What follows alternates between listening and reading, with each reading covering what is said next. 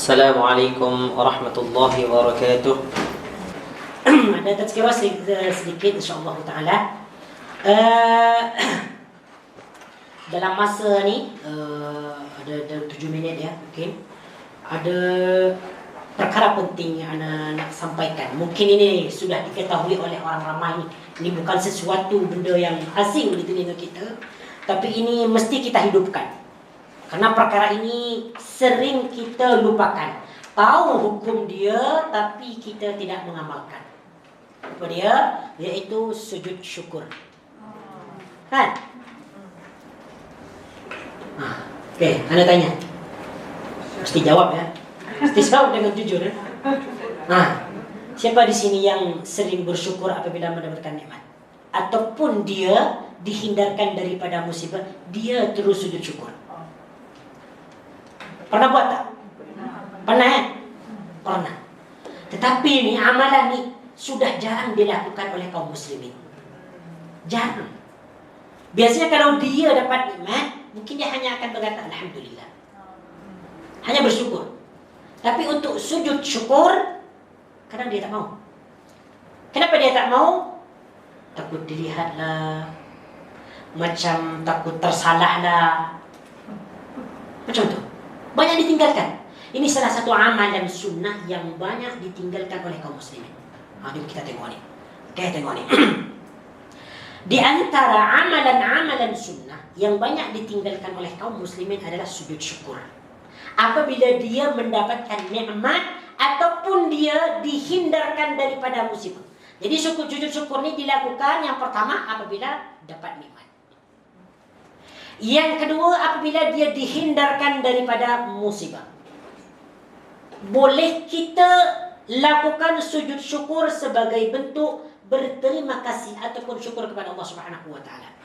Kita tengok di sini Al-Baghawi menyebutkan dalam syarh sunnahnya, sujud syukur disunatkan saat mendapatkan nikmat yang diharapkan ataupun terhindar daripada musibah yang dikhawatirkan. Tiba-tiba kita dapat nikmat.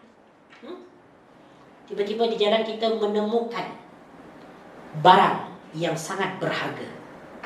Kita terjumpa dengan menemukan duit ataupun uang, ya, $1,000.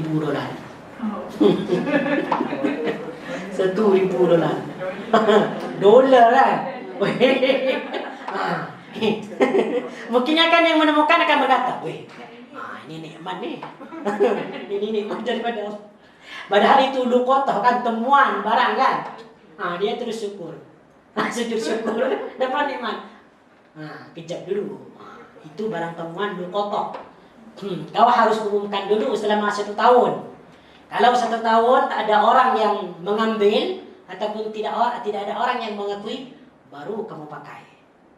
Tapi selepas kamu pakai, orang yang punya datang untuk mengambil, kau kena bayar. Ini luqatah lah. Jadi kalau dia ada nikmat, ya diberikan apa? Diberikan segala nikmat lah. Ataupun dia dijauhkan daripada segala musibah, tiba-tiba penyakitnya hilang, sembuh.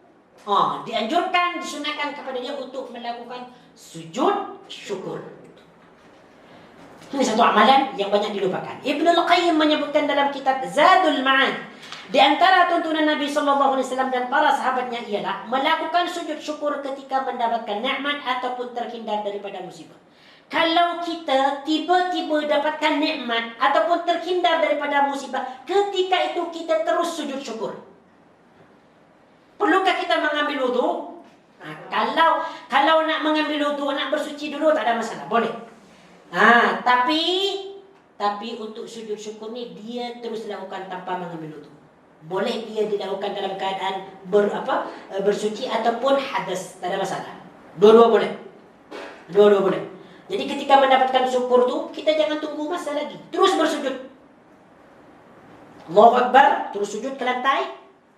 Baca Subhana rabbiyal a'la, Subhana rabbiyal a'la, ataupun Subbuhun Quddusur Rabbana wa Rabbul Malaikatun, ataupun Subhana dzil jabarut wal malakut wal kibriyai wal 'azamatu, ataupun Subhana rabbiyal a'la, terima kasih ya Allah, Engkau telah berikan aku nikmat.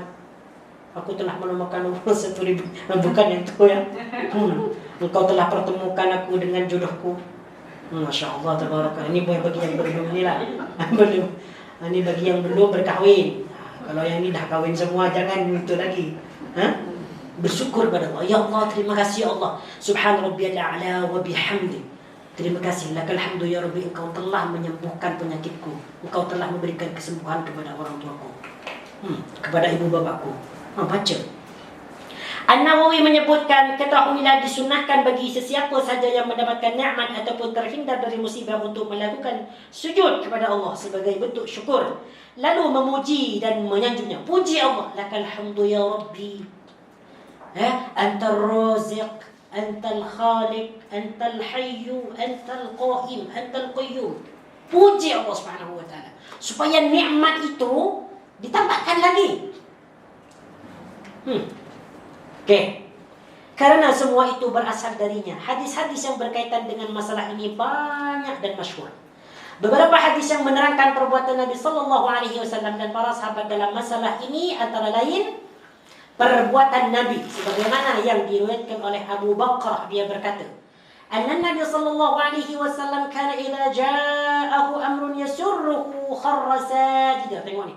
Macam mana baginda kalau mendapati kenikmatan. Yang bermaksud apabila Nabi menerima sesuatu yang menggembirakan, menghappykan baginda. Apa yang baginda lakukan?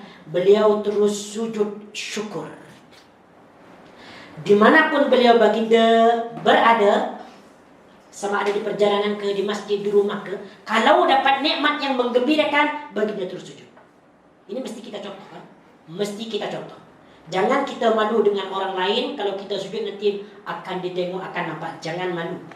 Kita mesti tampakkan ajaran Islam kita kepada mereka, bahawa apabila orang yang beriman itu diberikan nikmat, dia terus bersujud sebagai tanda terima kasih kepada Tuhannya. Jangan malu. Kenapa buat malu? Hadis ini diriwayatkan oleh Imam Ahmad, Abu Dawud, At-Tirmidzi dan Ibn Majah. Hadis ini hasan dengan hadis-hadis lain yang memperkuatnya. Okey, yang kedua lagi. Dari Abdurrahman bin Auf, dia berkata, "Sajada Nabi sallallahu alaihi wasallam fa qala sujud, thumma rafa'a ra'sahu wa qala inna Jibril alaihi salam atani fabashsharani fasajadtu lillahi syukra." Yang bermaksud Nabi sallallahu alaihi wasallam melakukan sujud dan memperlama sujud. Sujud dia lama. Banyak benda yang dibaca oleh baginda Nabi. Kalau kita tak perlu lama-lama.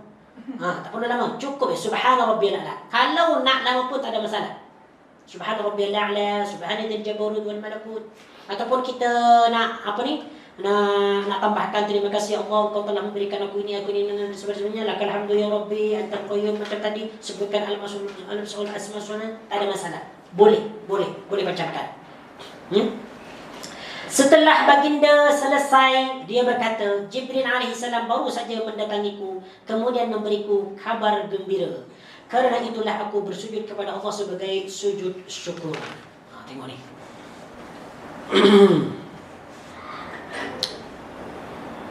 Baik. Mengenai faedah sujud syukur, Al-Allamah Ibn Utsaimin menyebutkan dalam fatwanya, sujud syukur dilakukan ketika terhindar daripada musibah yang dikhawatirkan ataupun ketika mendapatkan nikmat.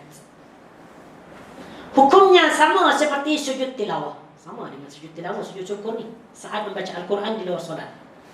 Sebahagian ulama berpendapat hendaknya sujud syukur itu dilakukan ketika seseorang dalam kondisi suci. Sebahagian ulama mengatakan nak sujud syukur ambil wuduk dulu. Dan diawali dengan takbir. Allahu Akbar. Sebahagian ada yang mengatakan dalam mazhab Syafi'i, sujud syukur ni tidak ada takbiratul ihram. Kalau kita nak ikutan Imam Syafi'i, Allahu Akbar, lepas tu terus sujud. Macam biasa.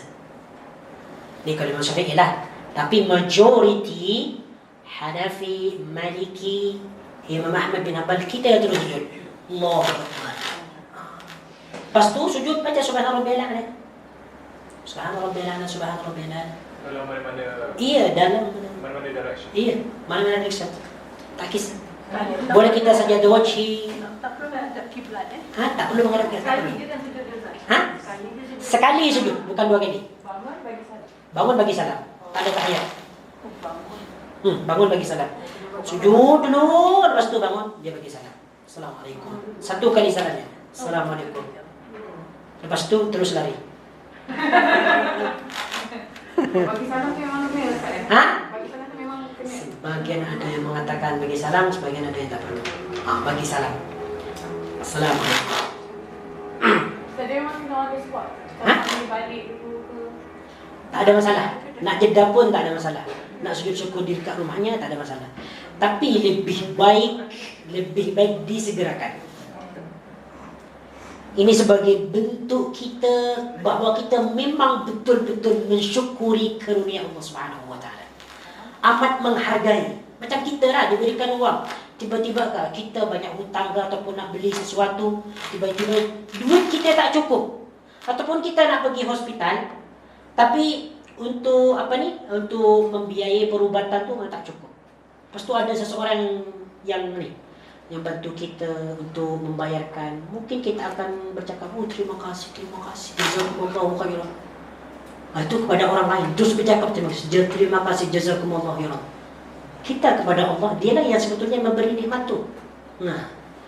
Jadi kita lebih menyegerakan sujud syukur tu kepada Allah daripada menyegerakan syukur kepada manusia. Sujud syukur dulu. Kalau dia nak lambatkan, nak sujud syukur di rumah, karena kalau sujud syukur di luar macam rasa malu ataupun macam mana, ataupun macam tak confident, nanti takut dia tengok orang, tak ada masalah. Boleh dia. Tak ada masalah. Yang penting jangan sampai meninggalkan sujud syukur, itu je. Ustaz boleh tak buat masa duduk? Masa kita duduk kan, kalau orang sakit lutut kan dia macam tu kan, sujud kan dia membungkuk. Jadi tu sebab keadaan itu tak membenarkan kita untuk tak ada masalah. Boleh membungkuk. Kalau kita tak boleh sujud dengan sempurna sebab kita sakit belakang ke, macam orang tua, orang yang sudah sangat tua tak boleh sujud, boleh membungkuk je. Bukan Ustaz, kalau keadaan tu macam kita nak buat sujud syukur tu, tempat tu macam tak bersih. Kalau kita nak sujud ke lantai tak bersih, jadi kena cari yang bersih lah. Kena cari yang bersih lah. Takkan semua tempat kotor. Kalau di sini kotor, dekat sini. Kalau kita ada di kandang kambing ke, takkan kita nak sujud di kandang. Cari tempat yang suci dulu. Cari tempat yang suci dulu. Sebab Allah Subhanahu Wa Taala adalah Maha Suci dan mencintai sesuatu yang suci. Allah Maha Jamilun yuhibbul jamal. Allah Maha indah dan suka keindahan. Ya. Yang orang main bola sepak dia dapat gol, dia sujud tu. Sujud syukur. Sujud syukur. Betul. Iya, boleh. Sebab dia diberikan kemenangan. Boleh. Satu menit. 1 minit. Islam daripada Senegal. Kenapa? Nama dia pemain bola tu. Satu menit. Okey. Ana urusan bola sepak ni tak begitu tahu. Doa tilawah boleh baca dalam itu. Boleh, tak ada masalah. Ini semua bacaan bebas. Kalau dalam bahasa Malaysia boleh tak? Dalam bahasa kita. Boleh, tak ada masalah juga. Boleh juga, tak ada masalah. Sebab ini bukan solat, dia sujud. Kalau tak suci, orang perempuan tak suci boleh. Boleh. Tak ada masalah, boleh. Sama ada dalam keadaan hadas ataupun suci, boleh dilakukan sujud ni. Okey, insyaAllah. InsyaAllah kita sambung pada minggu hadapan. Terima kasih semua. Jazakumullahu khairan barakallahu fiikum. Subhanakallahumma wa bihamdika asyhadu an la ilaha illa anta astaghfiruka wa atubu ilaik. Sallallahu ala nabiyyina Muhammad wa ala alihi wa sahbihi wa sallam tasliman katsira. Walhamdulillahi rabbil alamin. Assalamualaikum warahmatullahi wabarakatuh.